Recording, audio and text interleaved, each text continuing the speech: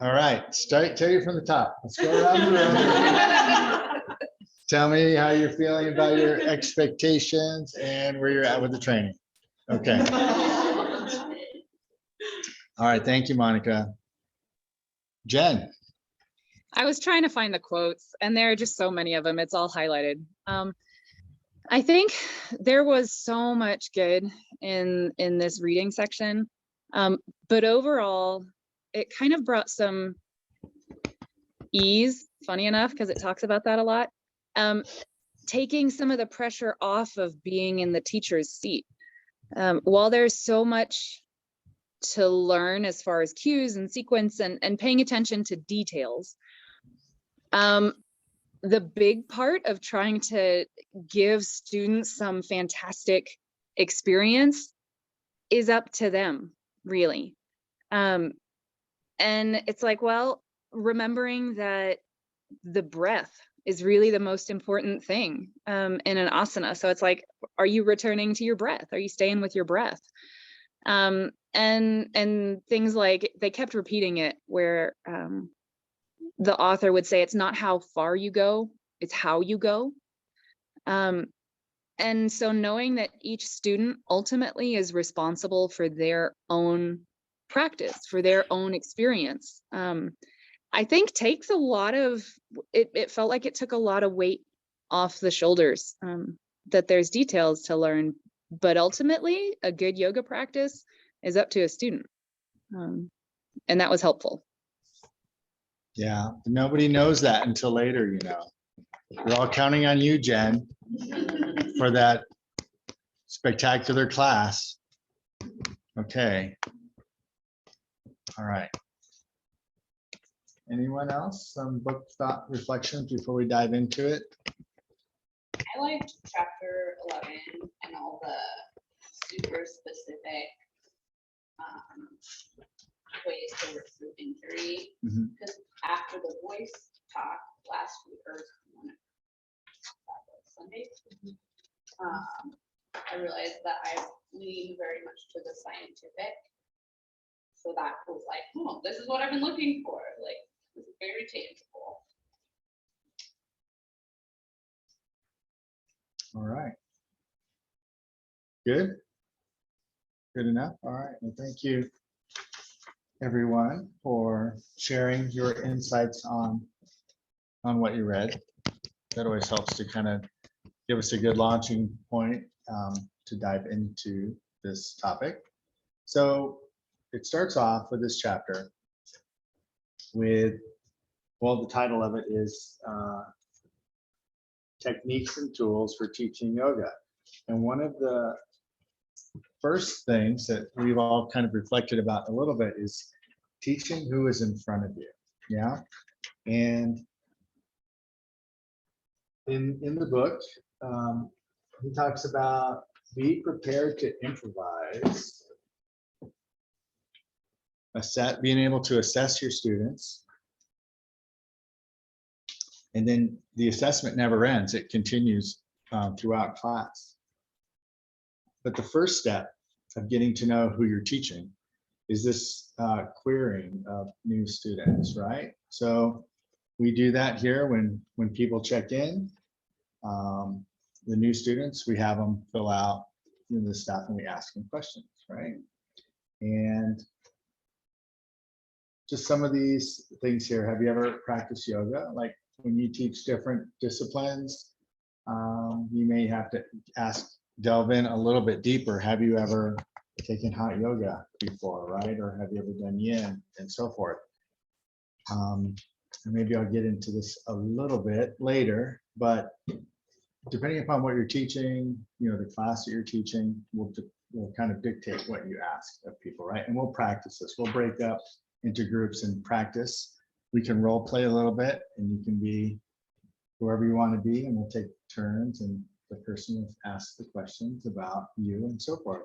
So there are some things here. Have you ever practiced yoga? What style? How long? Frequency? Do you have any injuries or anything else going on with your body that we need to be aware of? Specific injuries, And then number 4 is, are you pregnant? But that's not part of the program, I don't think. Where's this guy from and when was this book written? Oh my gosh. That's not being really cool. Oh gosh, just 2010? It's pretty aggressive. Okay. But in reality, right? The way to maybe, we can talk about that a little bit later maybe, but is to kind of, what are some ideas maybe of how we could maybe gather that information from somebody? Yes. Doctors' offices always, Go ahead. doctors' offices always ask, is there a chance you could be pregnant? So, My course answer is no. well, there you go, Yeah. Yeah, I don't know if I should say that. I'm not growing a human, I'm growing something else. And so I call them alien babies. I grow alien babies in my body. Okay, go ahead. Moving on. Moving on. Are you pregnant? It depends what you define pregnancy. Yes. Yes, but I've been in classes, especially with friends that are pregnant, Mhm. and typically, like, I guess when they sign up, there's always like a disclosure, if you have any injuries and everything. And also some teachers think this about women, they're like, if anybody is pregnant, please let me know, like, do less modifications, so. Yeah, I like that. Very good. Nice. You're not like singling anyone Yeah. out. If anybody's so awful, I guess, Yeah. anybody Yeah. carrying any human babies. Yeah. Be very specific, yeah, babies. I think you can expand asking about injuries to just like injuries or any medical Mhm. things going on, right? Yeah, that's good. I like that. Yeah, like a questionnaire, something that's not, that's just a general sort of thing that you would ask people, right? It's just part of it. They don't know anything about human seizures, so that's a big. Yes. Nobody working on that. Yes. Yeah, I like it on the questionnaires when they like call out women only, right? It's like, I want to read those. I want to see if I'm being discriminated against here. Yeah. What your work, continuing on, what is your work or daily life like? What do you do for exercise, that type of thing? Was there anything else that anyone had? I think we covered that, the pregnancy question quite well, actually. Unless there was something else that somebody had an insight in and about that. Okay. All right. So we are going to practice. Let's see what I can do here. I'm going to put the Zoomies in a breakout room, I think. I'm just going to mute you guys. How's that sound? And you can all hear each other. Yeah, let's do that. So hold on while I get everything else organized. So we're going to go 3, 6, 9, 12. Wow. So we'll go, let's go. What is it? 4 groups of 3. Let's try that. All right. And then how many are at home? Let's try. Let me see if I can do this here. Oh, there's 6 at home. Okay. Thank you. We'll do 2 groups of 3 here. I'm going to get creative. All right. So before I send you off, so each one is going to role play as the new person. The other one just hangs out and watches. You're like the saver, right? You're checking him in and the other one's the teacher. And then so you can maybe help out a little bit and say, oh, you forgot to ask him about injuries, right? So we'll just do the groups like this, right? 3, 3, 3, and 3. And so we can go, like in this, we can just take this whole space here. And then you can also go into the bathroom, no, into the small studio, right? In the office. You can go into the office. Oh, you can use the desk. Yes. Yes.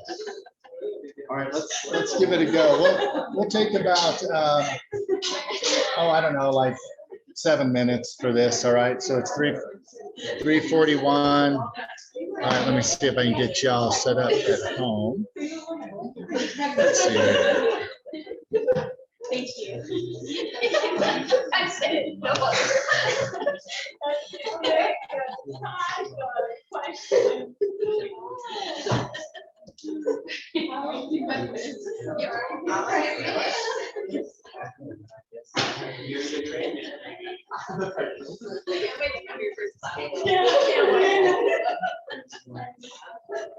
Expecting you to ask that question. Well, since you asked. how long? Oh, Just like I'm so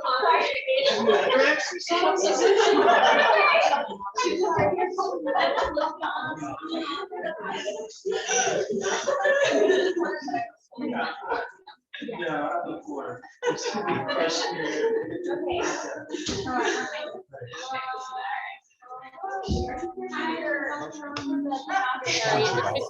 That's why they're still in Savasana. Oh, they're in Savasana. I wonder how loud it is in there.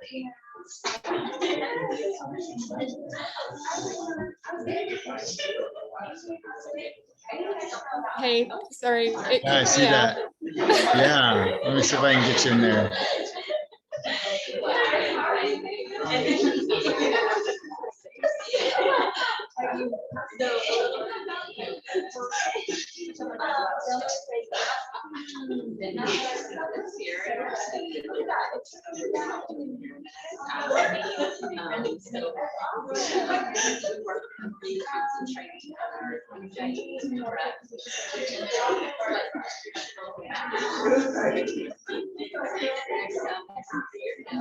Wow, can you hear me, Kayla?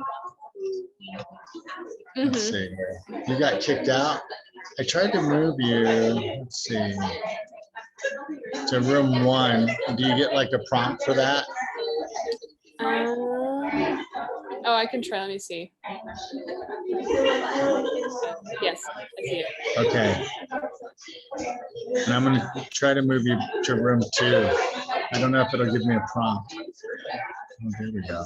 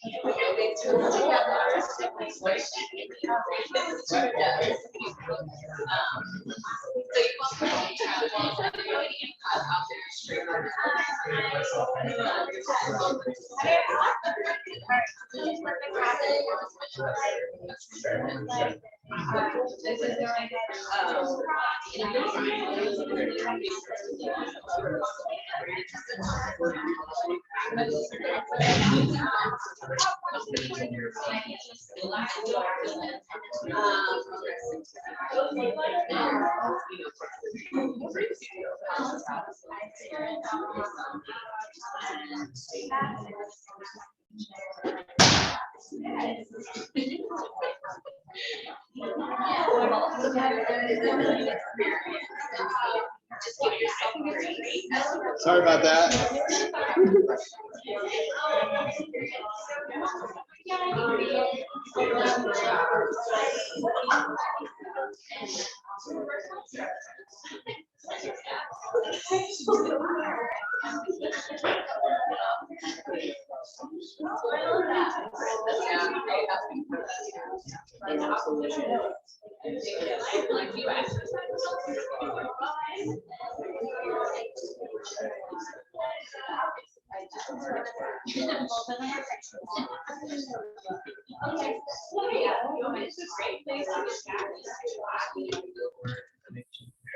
Or you can wait until you're in the class and just pick up little tidbits so that you know where they're at.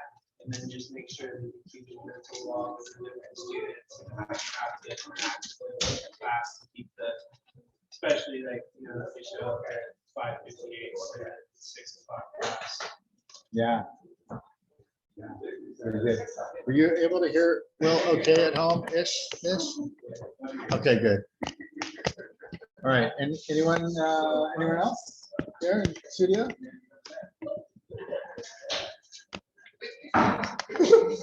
This looks like you want to say something. Your hands over your mouth. Oh, okay. All right. Zoomers. Oh, go ahead. Saskia mentioned here in our group about asking about different expectations that you would have in class. And Scarlett mentioned this because whenever she's in class, they'll say, some people will mention, hey, like, I work a desk job, so like just focus, stretching out my shoulders more, or somebody who has like a certain intro thing. And then also we learned, because most of the classes that I have taken are more like the hot yoga or the power classes, and Scarlett takes more of the yin classes. So there's kind of different questions that you would, or maybe different ways that you would with that, I guess, expectations about what you're going, what you want to work on and improve on, like sort of some fun poses, or focus on like hitting this body part more, like flexibilities. Nice, very good. Getting creative there, that's nice. I never ask people that question. What do you want to work on today? When people, huh? What do you ask people? What do I ask people? I don't ask them. What do you ask them? How's it going?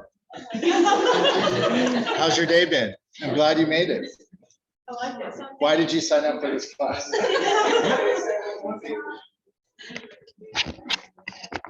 Just stuff. Have you ever done yoga before? What's your experience? I think my first time like signing into your class and coming in to class, you're like, hey, how are you doing?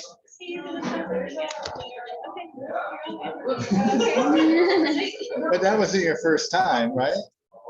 Ever? Well, could you see that was my first time? Yeah, I could tell.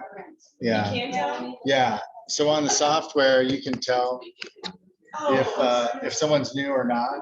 There's like a green star by their name, and then that's when you start going through the stuff, right? Yeah. Yeah. Okay, Jen, go for it.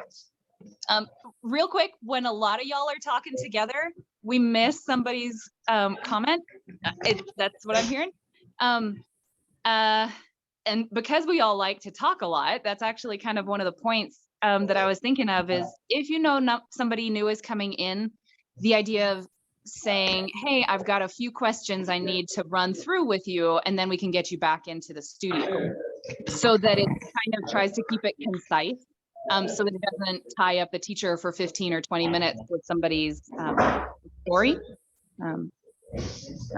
Yeah, so you're saying to somehow control the amount of talking that the person does? A little bit, to cue them in that you're trying to get a little information so that they can get back into the studio. Yeah, I don't know. Does that make sense?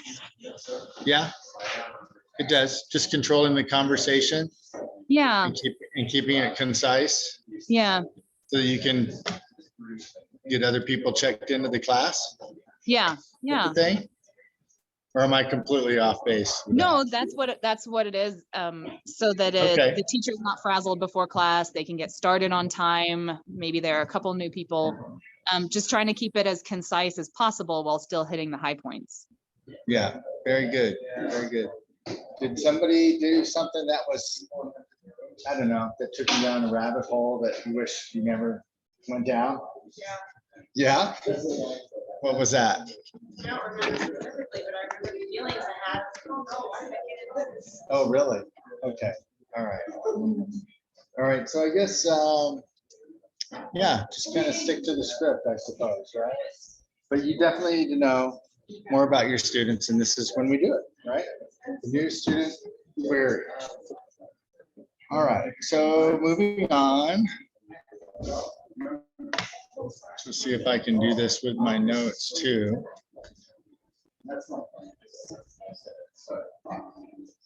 Okay, so we queried the students, and then the next thing we do is we learn to look and see, right, and get information from the the person, I think in the book, it talks about when someone first walks in, that they're able to maybe get some information just from the first time they meet them and so forth.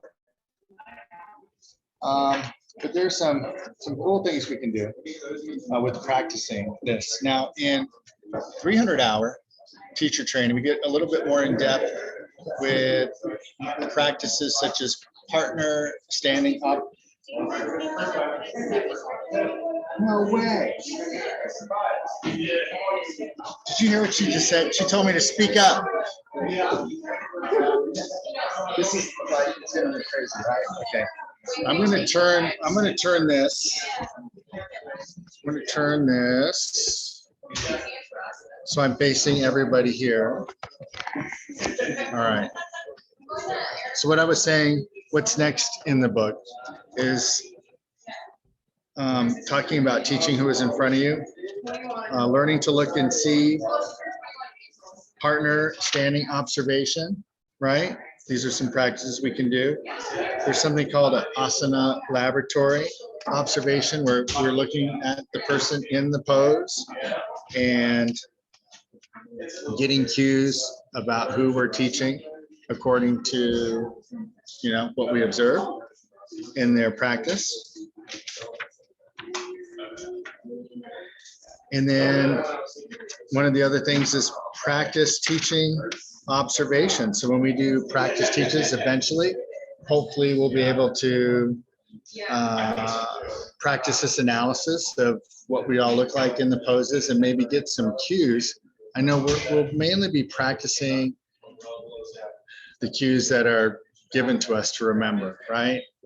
But sometimes there are cues, like you can be prompted by someone's body position and how to cue that person.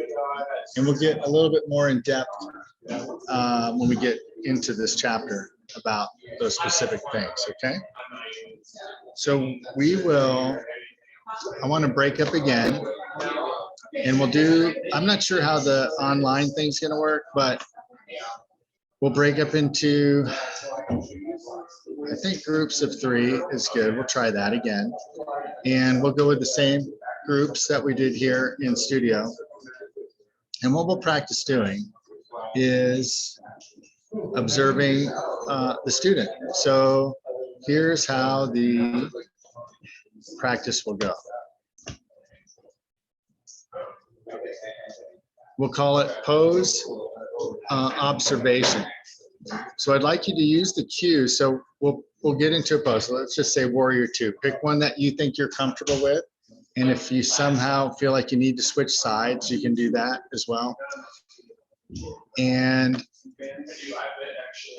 in fact, maybe we could do this with, I don't know how hard this will be, but 2 people can be doing the pose and the one person teaches, and they'll try to do like the cues for warrior 2. Let's just say that. And then notice how the student's body responds to your cues, all right? And then what I'd like to do is we'll have one person in the group be like the experienced student, right? And then we'll have the other person be like the beginner, okay? So one person will be doing what you're telling them to do, and the other person will be like not having a clue about kind of what's happening. Try not to be too hard on each other as far as that, but like go through your cues and see if the person who doesn't know it as well responds to what you're saying and adjusts accordingly, okay? So I'd like you to try to use the cues that you have from the manual. And one of the things that this book talks about is recognizing the thing that sticks out the most, or what is maybe most at risk in a particular posture first. And then if you see that, address that, but then just go from there. See if the cues that were provided in the manual help you guide them out of that particular position, okay? Does anyone have any questions on this here? Okay, hold on. Any questions on Zoom? All right. Let me get this breakout room. Okay, so that small studio is open, so someone maybe can go back in there in that small studio. And I don't know if it'll be too much if there are two groups in there, or wherever you went before. If that felt good, give it a try there, okay? All right.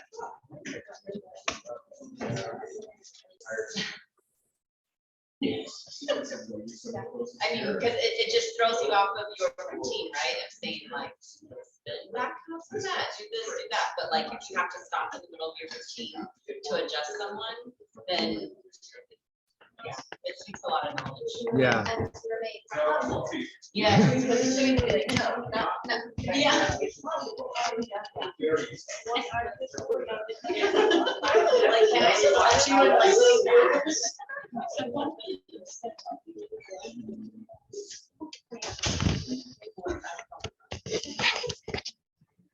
All right, so remain, let's see, remain positive, right, with the challenges of trying to say the cues that you know, but then there might be some extra things that you have to say, right? That make it hard, that start to distract you. Yeah. like Right. me, I'm like, can you just like stand up? Like, and that's not inappropriate to you. Someone from home, let's see if any insight to that exercise, like what kind of came up for you? Go ahead, Jen. I like how in the book it says with beginners particularly, like cue that most important thing and then just kind of leave them alone to figure some things out. And in Zoom land particularly, like you can't walk around a person and see them. So, and maybe the lighting is off and maybe things. So for us, it was like, well, these are the things that we know are safety cues. So I'm going to give the safety cues. And then you kind of just have to trust. So it's a challenge on Zoom. Yeah, I think on Zoom, when I taught on Zoom, you really just have to trust that people are doing what they say. I mean, that's really challenging. So that's like a whole nother level of topic, right? That this doesn't even really address. So sure. Thank you, Jen. Anything else online? Anybody else want to share? All right, here in studio. I think it was hard to not see the people out and say what it's like the practice of like teaching a class, preparing for a class of like I was trying to imagine that like looking at a group of people instead of like two people. But even still, it was just like hard not to like look directly at that person and be like, do this, this, this, this. Okay, now you're good. So yeah. Yeah. Does anyone remember, tell me your name again, Mariah was saying that, oh, trying to repeat what you said, like putting a lot of attention onto one person, right? To get them dialed in to where they need to be. And then what Jen said, like you just pick out the things that are maybe the most critical and then just kind of move on. But to your experience, to what you experienced with that teaching also is, I think in the book, it talks about giving like general cues, right, to the whole group. And then when you go to give specific cues to somebody else, then you can move closer to them and kind of maybe demonstrate along with the cues that you're providing. So maybe they can pick it up faster. It's not easy to do, of course, but then taking care of the things that might be the most critical or maybe putting the person at risk. And then after that, you just kind of have to, the beginners, you just kind of leave them alone a little bit. Otherwise, you just be nitpicking every little thing, right? So you have to have enough, I suppose, confidence and experience to know when you should maybe not overteach, but just be comfortable with where they're at. As long as you're not putting themselves in harm, then you just move on. So had one of the teachers ask me, oh, this is being recorded. Had one of the teachers ask me, if someone was doing half moon or Ardha Chandrasana and hot yoga like this, how much would you correct them, right? And what they were doing? And I told them, you know, basically, if they're a beginner, I just kind of leave them alone in a sense, because if I feel like if I put too much attention towards them, that might make them feel uncomfortable and maybe feel like they're being called out, like they're doing something wrong. So unless it's something glaringly awkward or, you know, potentially harmful, I usually just kind of let those people free flow through the class, right? And then I'll talk to them after class and maybe dial something in, just like one or two things only on a particular pose. So anything else? Anything else anyone wants to share about that exercise? I think beginners are hard to teach, but in a class, it's kind of helpful when you have like intermediate students and stuff like that, where the beginner can kind of look at the other students and align themselves without us actually cueing them to do so. Mhm. Is it ever, and I ask because I've seen this, but like, if you know you've got some beginners in class, and then you know you've got some that are like gonna be handstand on every half series, is it ever appropriate to be like, hey, you know, while you're in the room, this person would be a great one to reference? Like, is that ever okay? Yes. Okay. Yeah. And I think the author talks about like setting up the room. He talks about maybe putting new students in a particular area and maybe not someone who's, huh?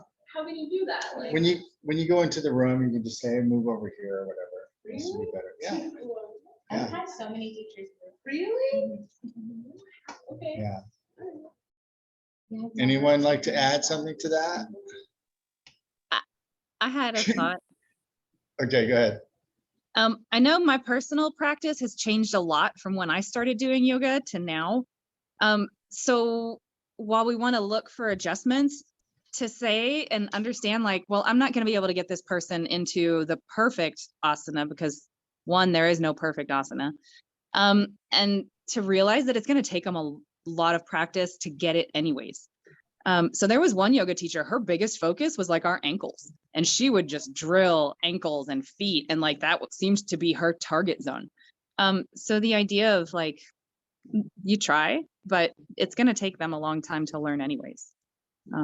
So, yeah. Yeah, very good. Thank you.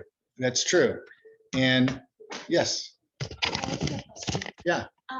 So when I did my observations, I had observed really seasoned teachers where they were able to look at somebody and talk them through all the cues they can do without having to touch them at all. But whenever I was, you know, doing a little mini teaching session, I was like, just do this way, and I just adjusted them, you know, so it wasn't even appropriate. But like, how do you get to that point? Is it just, you know, integrating those cues, or just like, how do you?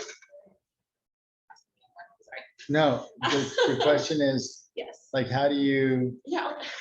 How do you just look at somebody and just talk them through the codes? oh, yeah. Yeah. Okay, so that takes a lot of practice because like we talked about learning styles, right? Coming back to Monica's like comment about the learning styles. It's really important to have clear and concise communication with your student. And many times instructors you'll be in this situation where you will tell someone to do something, even with an adjustment. If we have the ability to do hands-on adjustment, you'll touch them or say something and they'll do the complete opposite of what you think you're trying to communicate to them. And then you'll like repeat it and say, no, do this. And they'll go the other way, even worse than what you expect. It's like hunching the back or rounding the back. You say flat back, you know, and they start to round their back. And even put your hands on them, try to pull them in the direction, and they just fight you. So really just with experience and knowing what works from how people respond to the language, then that takes time, of course. Yeah. What do you do in that incident where you're like, it's just not working, do you just like, go, it's okay, and like leave, or like? Yeah, basically, if someone, I do my best, like, what would be like the final thing? Like that you could do? Like, so you're telling them, let's say we're doing adjusting, you're touching them to help them move. What would be the next thing? Like, to show them, right, to demonstrate.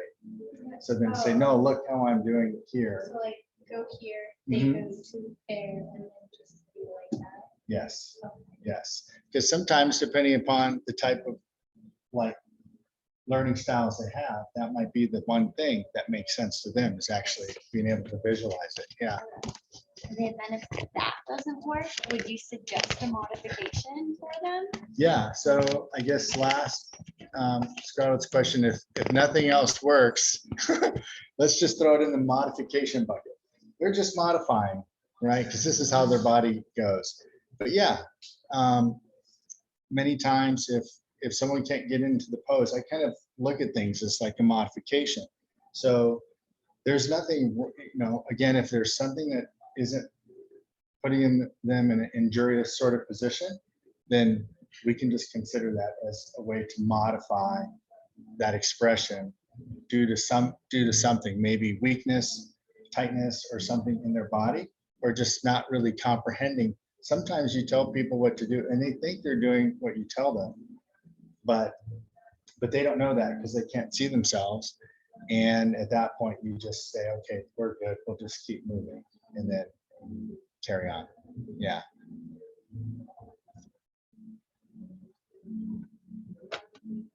What'd you write here, Jen? Go ahead, Jen.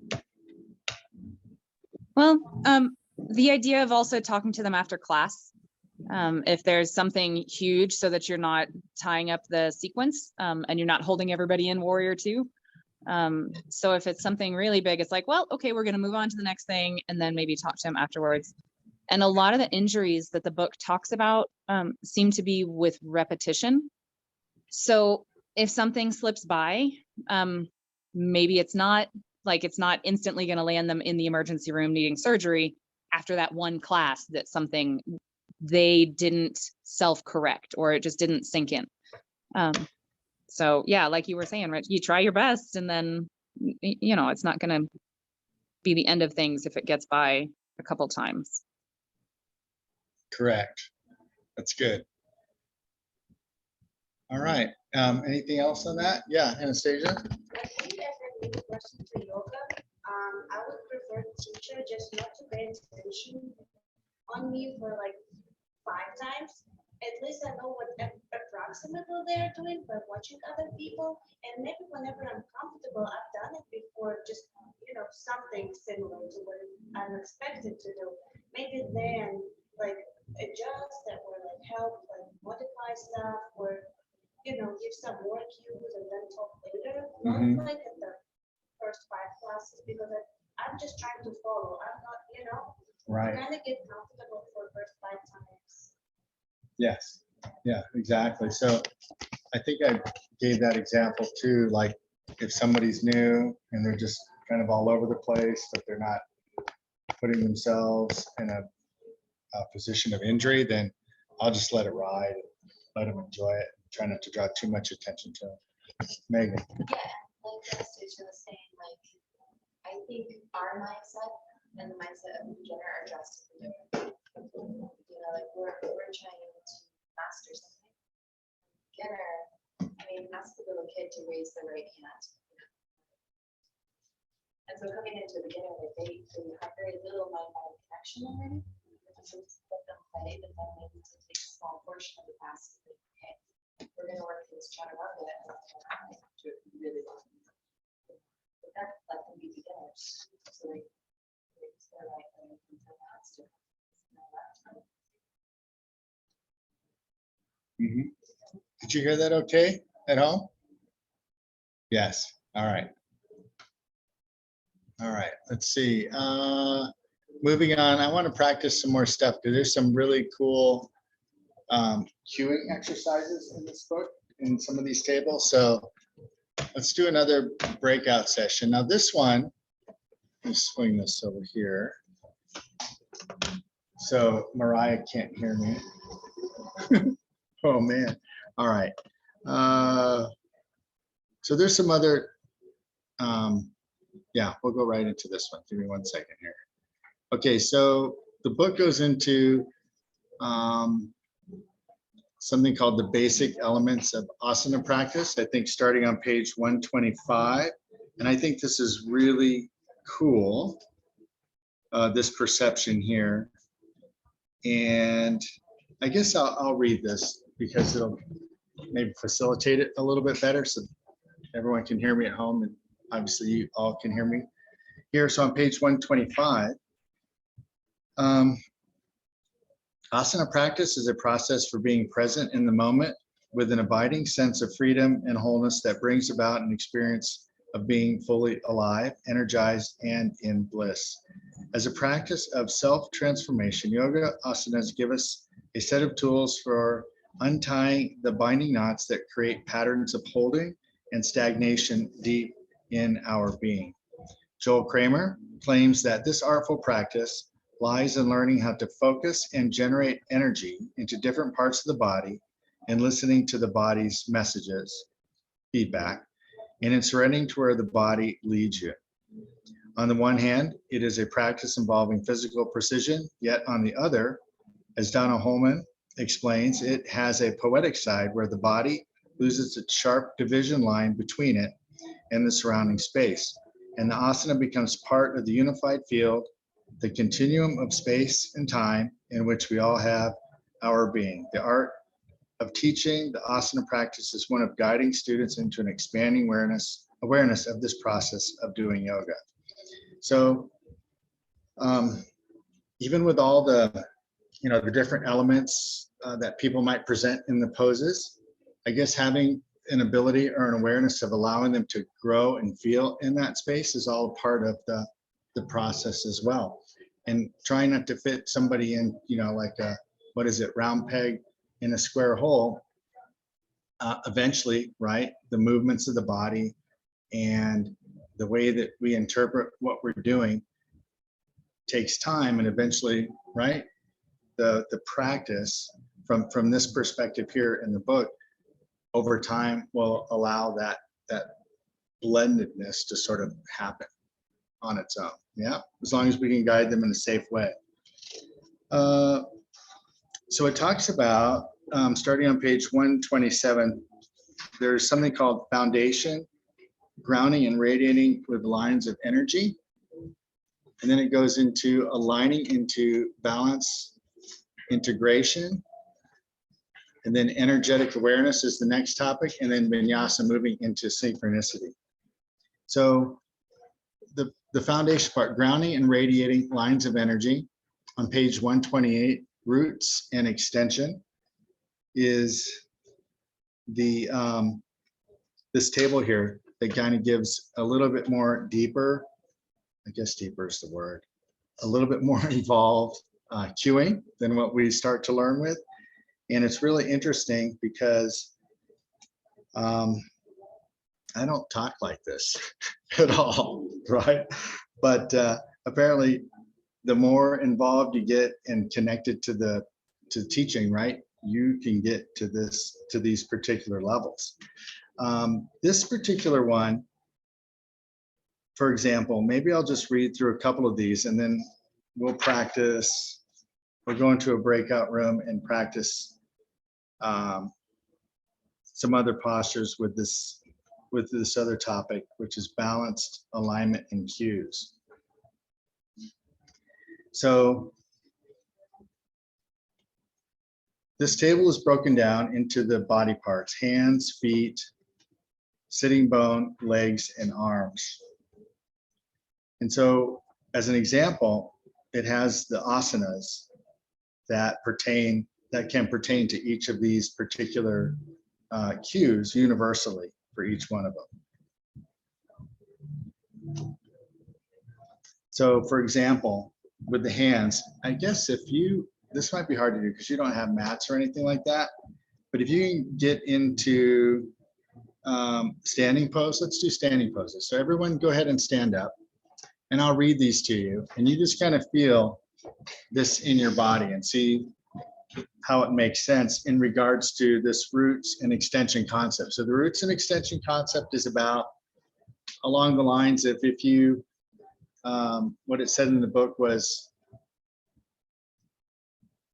one of Newton's laws, right? If there's opposite, or if there's a force going one way, there's an opposite force going the other way. And if you think about when you push down and or bringing awareness to how your feet are in contact with the floor or the mat, how that could possibly send energy up through the body. Okay, so listen closely and try to embrace these cues. Balance the weight equally through the four corners of each foot. Root firmly down, so we're all in Tadasana. Root firmly down into the inner edge of the balls of the feet to more fully awaken and lift the inner arches and ankles. Spread the toes wide and press them down without clenching.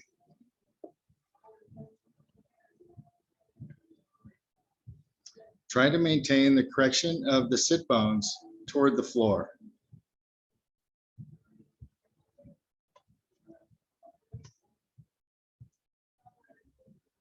All right, that's it. So that's a lot different, right, than what we teach, right? But some of that, so what I wanted to make a point about is the book we talked about, four corners of the feet, but now we're teaching, have you talked about this did I talk about this? The three corners or the 3 points of the foot, right? Versus the four corners of the foot in Tadasana or standing pose. You haven't heard it yet? Okay, I failed. No. All right, so the 3 points, right, is like the heel, and then the base of the small toe and the base of the big toe, versus this four corners concept, right? There really isn't necessarily four corners, right? Yeah, it's a triangle, yeah. So how do you press your toes into the floor without scrunching them? Are you just putting weight into them? Yeah, so you're pressing, so the question is, how do you press weight into your feet without clenching your toes? Yeah. Yeah, so you want to use the balls of the feet, the ball of the foot, and the heel activated through the arch to kind of connect yourself to the ground. Generally, if you're clenching your toes, I think that's not using your foot in the best biomechanical way, right?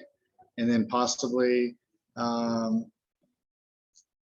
you're taking away like the involvement of the arch. I think like you're overworking one part of the body over the other. Will, did you have a comment on that?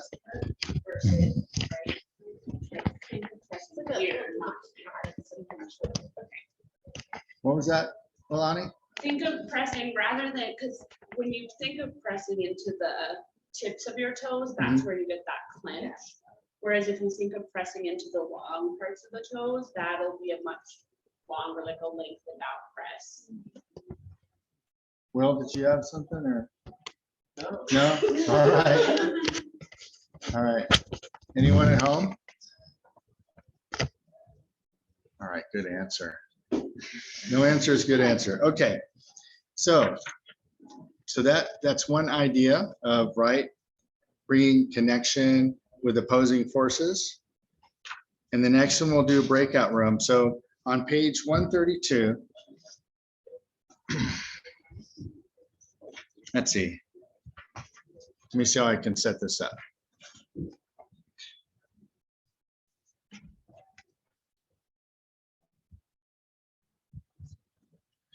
Okay, in each group, someone will teach and everyone else practices.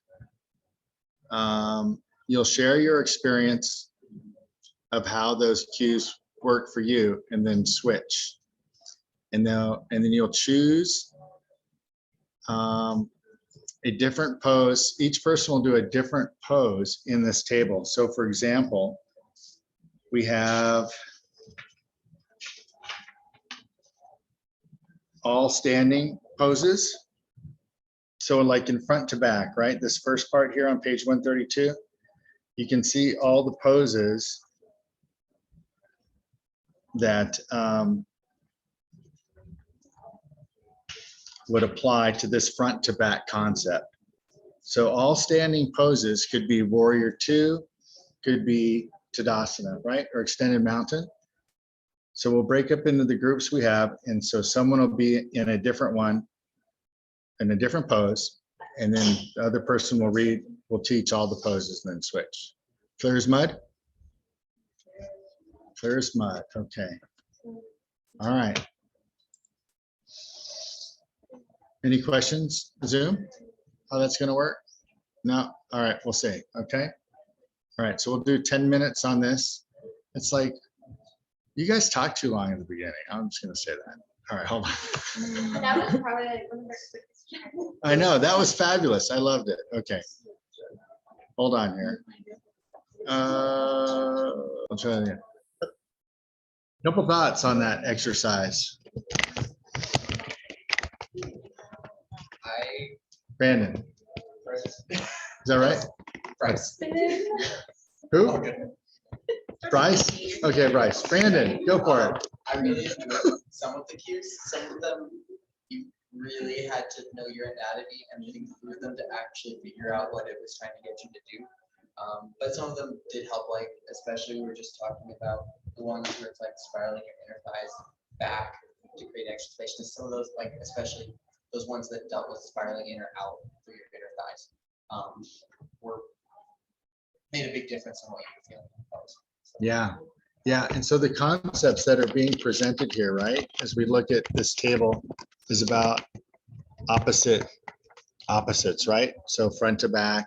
And so this is just another way to think about how to cue a person in the position that you want them to be in, right? On a different level than just, oh, I guess, you know, we talked about the different learning styles a little bit, like maybe there's something there that'll make sense to somebody from this spatial awareness sort of idea versus them just giving them just a directional thing, right? Because they're not knowing how to move their body in a particular way. All right, anyone else? Can I just Yeah, ask, Scarlett. what does cultivating Padabanda mean? Yeah, I don't know. Okay, next. You don't know what cultivating means?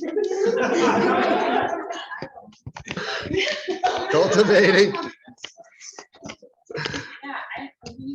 So all the bondas are in. Okay. that was something like that. So they're talking, which one was that? That's on the inside outside at the Life Solutions. On page 133. Page 133. Inside outside life.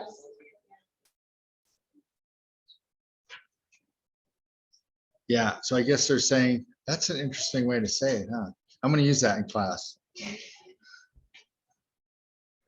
Cultivate your shoulders down and back, drawing the energy from the heavens down to the earth.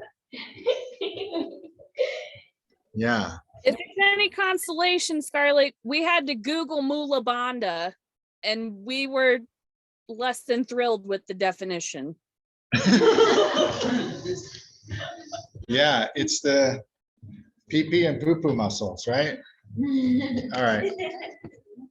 Yeah, so some of this stuff you're gonna have to, you know, look up to get clarification. What? I was like, aren't we all over 20? That's what I call them. Cultivate your pee and poo-poo muscles, drawing the energy from the earth toward the heavens. All right. Join the Alright. latest craze, sunning your butthole. Say that again. Monica, say it again. The latest craze is sunning your butthole. I don't know if y'all heard about that, but apparently it's all the rage. Sunning your, Your anus. yes. Well, no, actually, if you get direct sunlight to your butthole, it actually is really good for you. It's like so many hours of actually sitting in the sun. It's like actually good. Just in general. Yeah, just what- All right. It just informs more. I think that it's a reason it's called a butt crack, because it's supposed to stay hidden, isn't it? Okay, hold on. I'm so glad. Let's bring it back. This is being recorded. All right. So let me just kind of bring around some key concepts. Some key concepts with this this book. All right, listen up. So what Kayla shared this in the beginning, this idea of relaxing, right? Relaxation. And there is, right, a sutra, 2.46, Sthira Sukham Asana, right? Steady ease and effort. And so this idea, like the more you do this, the more things you think about, hopefully. And one of the concepts that I try to address with the students is in around the poses aren't necessarily like the result that you're looking for. It's being able to, I say that they're more like a distraction to you staying in sync with your breath.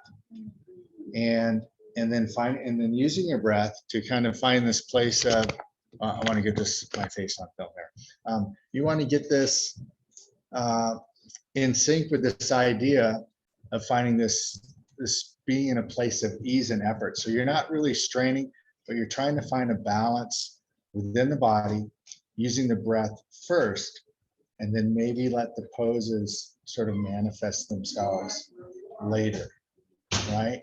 So don't be so wrapped up. I try to tell my students, don't be so wrapped up around what it necessarily looks like, but just stay focused on the breath. And then eventually, things will eventually, kind of come together. Because sometimes we tend to push ourselves. If we push ourselves into the poses, we lose our breath, right? And he says it here in the book, Mark Stevens says, it's not uncommon for people to take double breaths, right? When we're doing one breath per movement. I do it all the time. And it's really being aware and being connected to the breath and moving in the rhythm of your breath versus trying to make the pose come first and the breath come second. So that's like the foundation, I think, that I'm discovering after all these years, that's really the key element. I just try to convey that to people. Don't get so hung up on all this stuff, but just breathe. And it's surprising. You look around the room, this is a good thing when you're looking at your students, the ones who lose their breath, right? I cannot emphasize it so much. Just, if you're just gonna sit there, relax, just keep doing the Ujjayi breath and allow yourself to recover through that nasal breathing, yeah? Okay. Oh my gosh, 7:59. Okay, so anything pressing from anyone or something they want to say about anything that happened tonight off the record? All right, so I don't want to keep you too long. What? Someone say something online? No? Go like this, everyone online. If you don't have anything to say, okay, no, okay, good. All right, let's do the word. And we'll start with, I'll say, listen closely, Jasmine, Brandy, Austin, Kayla, and Jen. And Monica. Okay, with the word, go. Practice. Grateful. Grateful. Progress. Say it again. It was the same as Brandy. Grateful. Okay, Progress. Knowledge. say loud. Practicing. Silly. Entertain. Fun. Laughter. Community. Teacher. Fun. Encouraged. Sleepy. You said sleepy? Say it again. Sleepy. All right. Thirsty. All right, I will see everyone hopefully tomorrow night. No pressure. If Are you you're, gonna be there too? too? Yeah, I'm gonna be there. Oh, cool. Yeah, tomorrow night, 7:15 at Pikes Peak. Right, the doors open 30 minutes before and they're locked if you get there on time. So, all right. Enjoy the evening. Thank you. Thank you. All right. Thank you. All right.